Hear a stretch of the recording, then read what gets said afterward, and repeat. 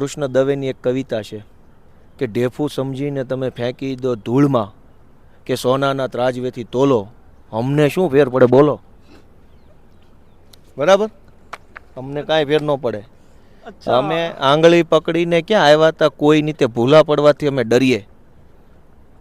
તમે અમને આંગળી પકડીને રસ્તો બતાવ્યો હોય ને તો અમને ભૂલા પડવાની બીક લાગે. રસ્તો અમે પોતે બનાવ્યો હોય ને તો અમને બીક ન લાગે ભૂલા પડવાની. અમે હજારો લોકોને રસ્તો બતાવીએ.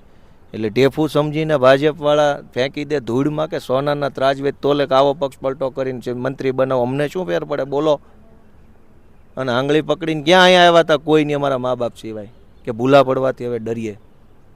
અમે આ વટના માણસો છીએ, સમજી લેજો તમે.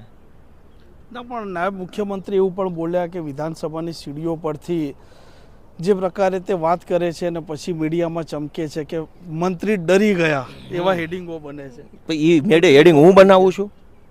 એ હેડિંગ હું બનાવું? મીડિયા બનાવતો એ પ્રશ્ન મીડિયાને કરવાનો. મેં એવું કીધું કે મંત્રી ડરી ગયા મારાથી? અને કોઈને ડરી શું કામ જાય? આ કાંઈ થોડો કાંઈ ગબ્બર ડાકુ ને ઓલા ઠાકુર વચ્ચેની લડાઈ છે, ઠાકુર ડરી ગયો ગબ્બર ડરી ગયો. એ સરકારમાં છે, હું વિપક્ષમાં છું. એ બે ધારાસભ્ય, ન એ મારથી બી જાય, ન હું એનાથી બી જાઉં. એમાં હું બી જવાનું હોય? એ એનો મુદ્દો મૂકે, હું મારો મુદ્દો મૂકું. આમાં બીવાની વાત જ ક્યાં આવી? આ કાંઈ ગબ્બર ને ઠાકુર વચ્ચેની લડાઈ તો છે નહીં કે ગબ્બર ડરી ગયો ઠાકુર ડરી ગયો. મુદ્દો પ્રશ્ન એ છે કે વાત સાચી કઈ ખોટી કઈ. એ બોલે એ સાચું, હું બોલું એ સાચું. મુદ્દો એ જ છે. એ બીવે નહીં, હું બીવ નહીં. અને એ તો સત્તામાં છે એટલે ન બીવે. અમે હામી છાટીએ બેઠા, સમજી લેજો. અને વાળવાળી છાતી છે, કોરી નહીં. એ તમને કહી દઉં, બરાબર.